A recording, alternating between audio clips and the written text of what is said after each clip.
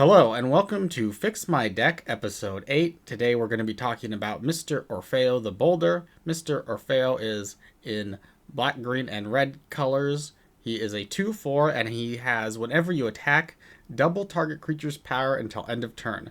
Very straightforward, and the subscriber who submitted this deck said they basically want to one-hit people early on in the game and ideally take out the entire table early in the game using this power doubling ability from their commander. Now, I personally really like commanders like this because to me they feel very fair. To a certain extent, in EDH, there's a lot of people who are just trying to beat each other over the head with large creatures. So if you win a game with a deck like this, I feel like other people can't really complain. You know, you can complain about the stacks player, the control player, the combo player, but if someone's just swinging big creatures at you, it's kind of like, well, run removal or run bigger creatures than me. That little commentary aside, although this commander has a pretty simple ability, there's actually a lot of different ways to build it, which I like, especially with this color pie. You can, for example, you can go sacrifice heavy and focus on making big creatures and sacrificing them. Or, you can go more aggro and play smaller mana value creatures and then double their power. This player, I think they want to primarily make big creatures with trample even bigger, so we're going to work on that today. So because this deck is already at 112 cards, we're going to begin by cutting them, and I've looked through this deck already, and there is a bit of a, you could say, graveyard sub-theme and sacrifice sub-theme, but some of these cards I think we're going to drop. This is a card that, although this card could be good in the right build for this deck, I think the way I want to build this deck is to actually drop cards like this because they're kind of a one-off and they're not going to have a lot of synergy with the deck, and ultimately it's going to be hard to cast something for 2 red and a black, especially since this deck is more red and green heavy. So we're going to drop the Skelemental. We're going to drop the Phyto Titan. We're going to drop Vorinclex. If you don't know, Vorinclex says that your mana is doubled, and when your opponents tap a land for mana, that land doesn't untap during the next upkeep. This card, I think it's worth dropping because it is the only game changer on this list, and I don't actually know if this player cares about that, but we might as well turn this deck into 2 or 1 if it's only 1 card. And also, this is a card that just gets a ton of hate, and it can be better to avoid running just one random card that people really, really hate and feel extremely negatively about, because if you play against the same people repeatedly, they're basically only ever going to remember the times they lost to Vorinclex. So it's better to drop something like this, in my opinion. Since we're dropping some of the sacrifice plans, we're going to drop Anger, we're going to drop Koram, we're going to drop Filth. In part 2 with Filth, he gives people Swamp Walk, but we're going to have enough things with Trample that I don't think it's going to matter so much if we have Swamp Walk. The player did specifically call out Jared, and Jared is pretty strong, so we're going to leave him in there as a sort of fling effect. We're going to drop Blasphemous Act because we don't really want to kill our own stuff. Honestly, with a deck like this, we don't even need to run much removal because all we have to do is swing at people and force them to block. Like, our plan, we don't need to kill people's creatures if we just swing at them for 20 trample damage and make them, block with all of the best creatures that they have. So we'll drop that. Chain Lightning will drop. I think we'll drop this. It is a neat card, but the problem with it is it only kind of works with other stuff out, and it's ideal. Ideally, it's better if you have cards where all you need is like them or them and the commander and they're good. But this, we would want the commander and another thing and this. So it requires a bit of setup. This card, I think we can drop. Fel the Profane, that's good. Fling, that's fine. Cthulhu's Fairy. Not of This World, that has potential in this deck, but we're never really going to be able to use it to save our commander, so I think it's better to drop it. This card I also don't think we need because, again, I don't even think we need to be fighting people. We just need to be swinging at them for so much damage that we force them to block and lose their creatures. That one actually has potential because it deals the excess damage to the controller. Let's drop Soul's Fire. Let's drop that. Tainted Strike. This card really makes people feel bad. So people can run it if they want to, but I'm personally going to drop it. That thing we can drop. I think a lot of these one-off effects, we probably have a few too many, so we want to drop them. Withering Torment, it's a card I see people playing a lot recently. I mean, I would rather just run Beast Within in these colors. And again, I don't think we have to worry about too much removal. I think the strategy is often with this deck is just player removal. Withstand Death. We'll drop that for now. I don't think we need Staff of Domination in this deck. Whisper Silk Cloak. I don't think we want this because, for one, the Shroud means we can't target the creature with our commander's ability. And also, we're going to have so many things with Trample that I think we're going to be okay without it. Colossification. I like this card, but it's 7 mana. And it makes our creature... If someone removes a creature, then they 2-for-1 us. So I think this is better in a deck like Earl or something where you're going to cheat auras into play and get more value out of them. Garruk's Uprising, great or good? Rancor. Unnatural Growth is really strong. But one of the problems this deck has is it doesn't quite have the color fixing to reliably cast this. So I've added a bunch of lands into the sideboard, and we are going to add those in and try and make it more plausible for us to have the 4 green we need for this. So here's some cards I want to add. For one, I want this Atlan Jackal. This guy is $5, but I think he's going to be really strong in this deck because he's got Trample.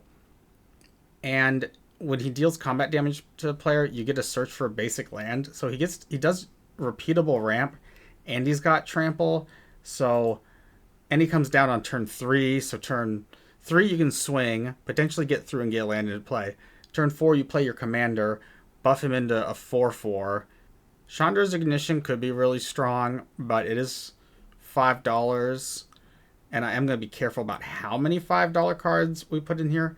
Disciple of Freyalise, we definitely want to add in as an MFDC card. So a new card that I think is going to be really strong in this deck is Full Throttle, which just gives you 2 additional combat steps. So it's Mr. Orfeo, you're going to double and then double and then double. So it's going to give the player that possibility of killing the entire table in one turn. So Genesis Storm, this is just a card I really like to run in EDH because it copies itself once if you've cast your commander once, and then in those longer grindier games you'll get a lot of copies for it. Hunter's Insight, I think this is going to be a strong draw card. It just deals damage.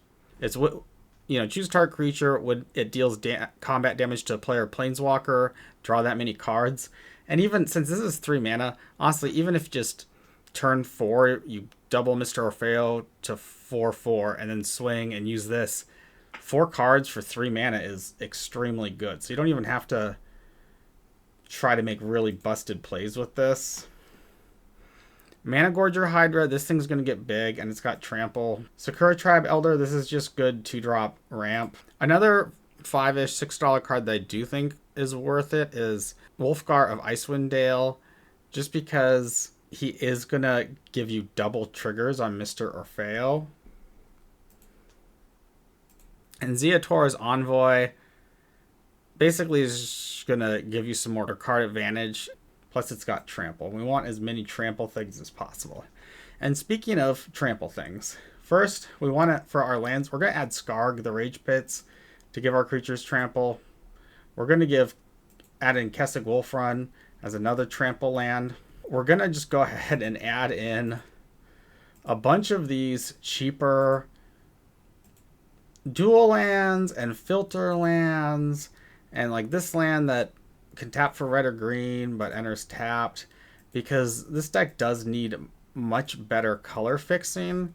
And I know people don't get excited about lands and color fixing, but if you can't cast your creatures or your spells, that's not fun at all. So I put in a bunch of cheap lands, and then there's 3 cards in the sideboard remain: Chandra's Ignition, Forgotten Ancient, Momentous Fall. We'll see if we have room for these at the end. So I'm going to get rid of, for lands, I'm going to get rid of Black Dragon Gate because it's a little bit weak, and I personally don't like keeping track of these gate effects. Also get rid of Cliff Gate, Manor Gate, Mortuary Mire. We're actually going to get rid of Rogue's Passage because it's 4 mana, really 5 mana because you have to tap it too, and we've added in those 2 trample lands instead. And we can actually drop Evolving Wilds, and we can drop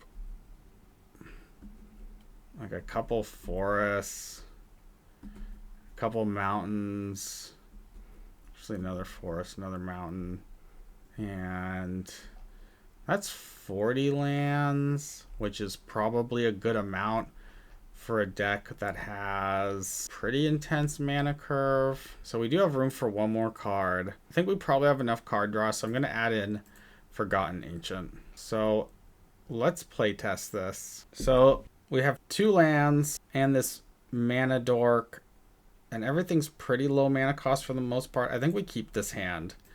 This enters tapped, draw. We'll put this into play. We'll pay the 3 life to make it untapped. We'll play Radha. Draw. Play this swamp. Play Mr. Orfeo. Draw.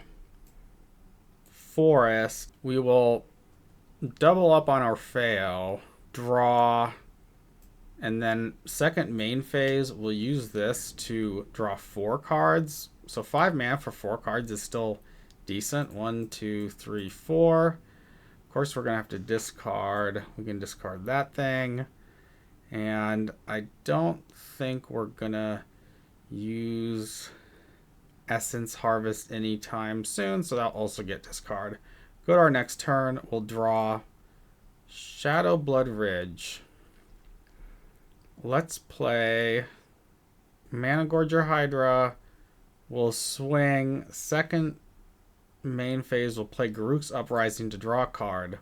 Go to the next turn, draw a card. I'm not sure how big this Mana Gorger Hydra would be at now. We could probably assume we cast 1 thing. Probably our opponents will cast 3 things, so it would be a 5/5. So play Skarg. We'll double up on Mana Gorger, making it a 10/10. We'll attack. Second main phase, we'll use 2 green to play Galta for 2, which will draw us a card. 5. And then we'll play Ashroot Animist. Next turn, drawing. We'll just play Rishkar's Expertise probably, and that'll draw us 12. That's a lot of cards. I think this thing's going pretty well because at this point, Mana Gorger's probably pretty big. We can double up on it and swing at someone, or double up on Galta and swing. And we can also swing with this thing to do some double. So we can swing for a lot of damage with this and then fling something. So I think that was a pretty good start. Let's try a new game. This one we'll keep. We'll draw. So we got Forest and Delanowar Elves. Draw. Mosswort Bridge tapped. Put this under the bridge. And then we'll cast Farseek. And we'll get... I wish I could remember the names of the lands that have forest types in them in this deck. Cinderglade. Next turn we'll draw. So we'll use Bushwhack to get a swamp. And play the swamp. And we can play Mr. Orfeo. We'll draw. So what I would personally do, since I don't have a land to play, is I double up on Mr. Orfeo, swing for 4, then use Return of the Wild Speaker to 1, 2, 3, 4 cards, play land for the turn, go the next turn, draw, play Radha, and then Halana, and then we'll put counters on Mr. Orfeo, and then double him and swing. We'll draw. If we play this, then we can put 2/1/1 counters on it and give it haste, and then double it to make it 8.